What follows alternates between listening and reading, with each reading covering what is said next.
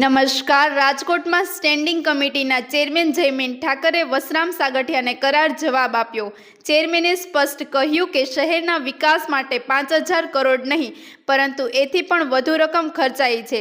તેમણે વધુમાં જણાવ્યું કે યોજાયેલી છેલ્લી બોર્ડ બેઠકમાં પણ વિરોધ પક્ષના નેતાઓ 20 મિનિટ મોડા પહોંચ્યા હતા. જયમીન ઠાકોરનો આરોપ છે કે વિરોધ પક્ષના નેતાઓ વિકાસના મુદ્દા કરતાં વધુ મીડિયામાં છવાઈ રહેવા પર ધ્યાન આપી રહ્યા છે. વધુ સમાચાર માટે જોડાયેલા રહો. RP Gujarat news, Rajkot. જ્યારે છેલ્લું જનરલ બોર્ડ હોય ત્યારે ખુલ્લેને ચેરમેન હોય, મેયર હોય, વિરોધ પક્ષના નેતા હોય, બધાએ પોતપોતાની વાત, પોતાના 5 વર્ષના અનુભવો રજૂ કરવાનો અને એના ભાગરૂપે માન્ય મેયરશ્રીને મેં સવારે ટેલિફોનની વાત પણ કરી હતી. આજે બોર્ડમાં પણ એક શબ્દ બોલ્યા વગર છેક સુધી બેસી શાંતિથી એમના સાંભળ્યા છે અને કાગળ લખી પણ મોકલો માન્ય મેયર સાહેબને કે વિરોધ પક્ષ તરીકે અમારી ફરજના ભાગરૂપે અમારીથી જો કોઈ કોર્પોરેટરોની, અધિકારીઓની, પદાધિકારીઓને, પ્રેસ મીડિયાની કોઈ ક્યાંય ભૂલ થઈ હોય અમારાથી તો એ માફી માંગવી અમારી ફરજ છે. એટલા માટે 5 વર્ષના ગાળા દરમિયાન મારે આ કહેવું જોઈએ અને એના ભાગરૂપે પણ જો સત્તાના મધમાં બેઠેલા માન્ય મેયર શ્રી અને સ્ટેન્ડિંગ બોલવા ન દે એ બહુ શરમજનક વાત છે. વિક્રમભાઈ, આજે જે રીતે વિરોધ કરવા જ નથી દેતા, આપે જોયું છે રાજકોટમાં અત્યારે 200 કરોડની લોન લેવાની એમને ફરજ પડી છે. માન્ય દેશના વડાપ્રધાન અહીંયા આવીને કરોડો રૂપિયાનો ખર્ચો કરાવી જાય છે. ગુજરાતના મુખ્યમંત્રી કરોડો રૂપિયાનો ખર્ચો કરાવી જાય છે અને રાજકોટની પ્રજા માટે દેણું વધે છે. રાજકોટની પ્રજા માટે જ્યારે દેણું વધે છે ત્યારે રાજકોટની પ્રજાએ પણ જાગવું પડશે. રાજકોટની પ્રજા નહીં જાગે, આટલી સ્પષ્ટ બહુમતી આપે એટલે એ લોકો અહંકારમાં એટલા બધા મજબૂર થઈ જાય છે, મન ફાવે કરપ્શન કરે છે, ભ્રષ્ટાચાર કરી રહ્યા છે. આજની તારીખમાં બિલ્ડરો પાસેથી નાણાં ઉઘરાવે તો રાજકોટ મહાનગરપાલિકાની તિજોરી ભરાઈ જાય એમ છે. પણ એ નથી કરવું. ફક્ત ને ફક્ત એ જ કરવું છે કે ક્યાં પોતાને કટકી મળે, ક્યાં કરપ્શન મળે, કેટલો ભ્રષ્ટાચાર થાય, આની સિવાય કાંઈ કરતા નથી અને કરવા માંગતા પણ નથી. હવે રાજકોટની પ્રજાને હું વિનંતી કરું છું, આગામી ચૂંટણીનો વર્ષ છે, 2 મહિના પછી ચૂંટણી આવે છે, ત્યારે આપ જાગજો અને આ લોકોને પોતાનું સ્થાન બતાવો એ વિનંતી. રાજકોટ મહાનગરપાલિકાનું આજે પ્રશ્નોત્તરીનું અંતિમ બોર્ડ હતું, સંભવતઃ અંતિમ બોર્ડ કહી શકાય.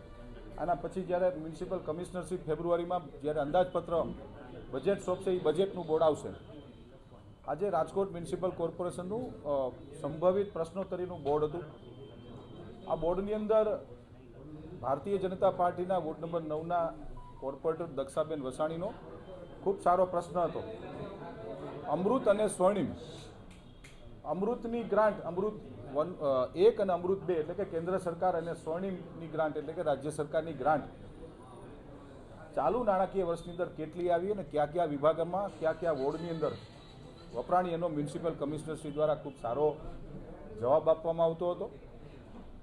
મારા દ્વારા ભારત દેશના વડાપ્રધાન માનનીય નરેન્દ્રભાઈ મોદી સાહેબ, માનનીય ગૃહમંત્રી અમિતભાઈ શાહ સાહેબ, જેની આજે જ રાષ્ટ્રીય અધ્યક્ષ તરીકે નિમણૂક થઈ છે એવા માનનીય રાષ્ટ્રીય અધ્યક્ષ નીતિન નવીનજી, ગુજરાત સરકારના માનનીય મુખ્યમંત્રી શ્રી ભૂપેન્દ્રભાઈ પટેલ સાહેબ, નાયબ મુખ્યમંત્રી શ્રી હર્ષભાઈ સંઘવી સાહેબ અને ગુજરાત પ્રદેશ ભારતીય જનતા પાર્ટીના અમારા અધ્યક્ષ માનનીય શ્રી જગદીશભાઈ વિશ્વકર્મા સાહેબનો મારા દ્વારા આભાર માનવામાં આવ્યો છે કે આ રાજકોટ મહાનગરપાલિકાની જ્યારે આ ચાલુ 5 વર્ષની જ્યારે 2021માં ટર્મ શરૂ થઈ ત્યારથી આજ દિવસ સુધી અંદાજિત રૂપિયા 5,000 કરોડના વિકાસ કામો રાજકોટ મહાનગરપાલિકામાં અમે સૌ કરી શક્યા છીએ.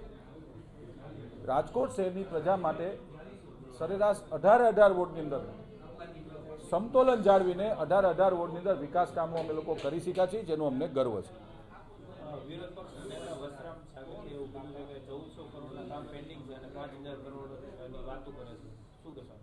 હંમેશા બજેટ છે, વિપક્ષના સભ્યને એ પણ ખબર નથી કે બજેટ છે એ અંદાજપત્ર કહેવામાં આવે છે.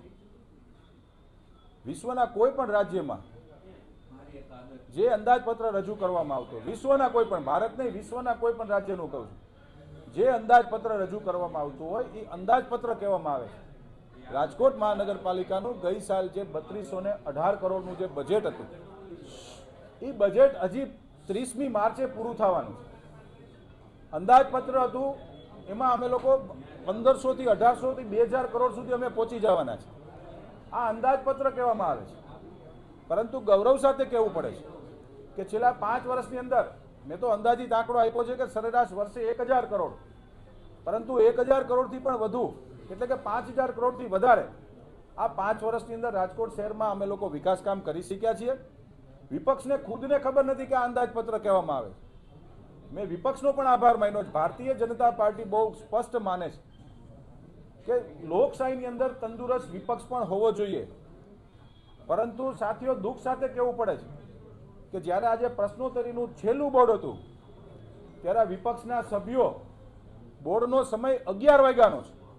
ભારતીય જનતા પાર્ટીના 66 કોર્પોરેટરો, જે 3 કોર્પોરેટર ગેરહાજર છે, એને બાદ કરતા તમામ કોર્પોરેટરો 11માં 5 અમે લોકો બોર્ડની અંદર બેસી ગયા હતા. જ્યારે વિપક્ષના સભ્યો 4 છે એ 11 ને 20 બોર્ડની અંદર પ્રવેશ કર્યો છે. બોર્ડની અંદર આવું માત્ર મીડિયાની લાઇમલાઇટમાં રહેવું, વિસ્તારમાં કામ નથી કરવા. જ્યારે ભારતીય જનતા પાર્ટીના એક કાર્યકર્તા તરીકે, એક કોર્પોરેટર તરીકે અમને સૌને ગર્વ છે કે એમના પોતાના વોર્ડની અંદર પણ હું 5 વર્ષનું સાથીઓ વિકાસનું સર્વેયું વોર્ડ નંબર 15માં આપી શકું એમ છું.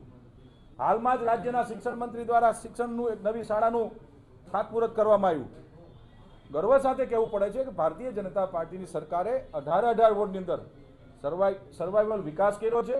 માત્ર વિપક્ષને, એક સફળ વિપક્ષ તરીકે પણ કોંગ્રેસ પાર્ટી રાજકોટ શહેરની નિષ્ફળ ગઈ છે. બોર્ડના પ્રારંભે વિરોધ કર્યો હતો કે 200 કરોડની ગ્રાન્ટ લેવી પડી છે કોર્પોરેશનને, જે રીતના બિલ્ડરોને છાવરવામાં આવે છે, 7 ગ્રાન્ટ છે, શું કહેવું છે? રાજકોટ મહાનગરપાલિકા હોય કે રાજ્યની કે દેશની કોઈ પણ મહાનગરપાલિકા હોય, જ્યારે નાણાકીય જરૂરિયાત પડતી હોય ત્યારે અમે લોકો નાણાં લેતા હોઈએ છીએ.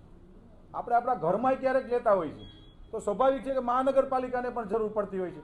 આ એક રૂટીન પ્રક્રિયા છે. આમાં કોઈ મહાનગરપાલિકા ફડચામાં હાલે કે એવું કશું છે જ નહીં સાથીઓ. આ એક રૂટીન પ્રક્રિયા છે. એ રૂટીન પ્રક્રિયા સ્ટેન્ડિંગ કમિટીમાં આવી હતી અને એ મંજૂર થઈ. તમે અધિકારીઓને એવી વાત કરી છે કે અનેક યોજનાઓ ધીમી ગતિએ ચાલે છે, એવી કોઈ વાતચીત થઈ છે? ગઈકાલે રાજકોટ મહાનગરપાલિકાની માનનીય મેયરશ્રીની અધ્યક્ષતાની અંદર એક સાંજે 5 વાગે અધિકારીની એક બેઠક બોલાવવામાં આવી હતી. આ બેઠક સમયાંતરે દર 2 મહિના દિવસ દરમિયાન માનનીય મેયરશ્રી, માનનીય કમિશનરશ્રી અને મારા દ્વારા સ્ટેન્ડિંગ કમિટી ચેરમેન દ્વારા અમે લોકો બજેટની રિવ્યુ બેઠક બોલાવતા હોઈએ છીએ. બજેટમાં જે અમે લોકોએ જે યોજનાઓ બહાર પાડી હતી 2025-26ની જે યોજનાઓ હતી એ મહત્તમ યોજનાઓ પૂર્ણ થઈ ગઈ છે અને બાકીની જે યોજનાઓ છે એનું ફોલોઅપ માટેની બેઠક હતી. કોઈ ભારતીય જનતા પાર્ટીની સરકારની અંદર કોઈ ધીમી ગતિએ કામ ચાલતા નથી, પણ સ્વાભાવિક છે કે કામના ફોલોઅપ માટેની એક આ કામની એક પ્રક્રિયા છે, જેના ભાગરૂપે ગઈકાલે મિટિંગ સૂચન નથી, સૂચના આપી છે. સૂચનાઓ અમારા દ્વારા આપવામાં આવી છે કે જે કામ પડતર, જે પેન્ડિંગ છે બજેટની યોજનાઓના, એ કામ પૂર્ણ કરવામાં આવે. જે કામ નથી થઈ શકતા, સ્વાભાવિક છે ન થઈ શકે, તો એના કારણો આપો અમને લેખિતમાં, પરંતુ જે કાંઈ પણ બજેટની યોજનાઓ હતી, બજેટની યોજનાઓ પૂર્ણ કરવામાં આવે. યોજનાઓ છે કે જે તમને એવું લાગ્યું કે આ કદાચ ધીમી હાલતી હોય? કુલ 18 યોજનાઓ હતી. 18 યોજનાઓમાંથી 14 યોજનાઓ પૂર્ણતા તરફ આવી ગઈ છે. 14માંથી 10 યોજનાઓ તો અમે સ્ટેન્ડિંગ કમિટીમાં મંજૂર કરી છે, 4 હવે પછી સ્ટેન્ડિંગમાં આવે છે. બાકીની 2 જે યોજના છે કે જે નથી થઈ શકે એવી, એમાંથી એક યોજના છે સ્માર્ટ સિટીની અંદર LED દ્વારા આવક ઊભી કરવાની જે યોજના હતી. હાલ અટલ સ્માર્ટ સિટીમાં રેસિડેન્શિયલ ન હોવાના કારણે એ જે આવક ઊભી કરવાની યોજના હતી એ હાલ પૂરતી અમે લોકોએ પડતી મૂકી છે, જે LED દ્વારા એની આવક ઊભી કરવાની હતી.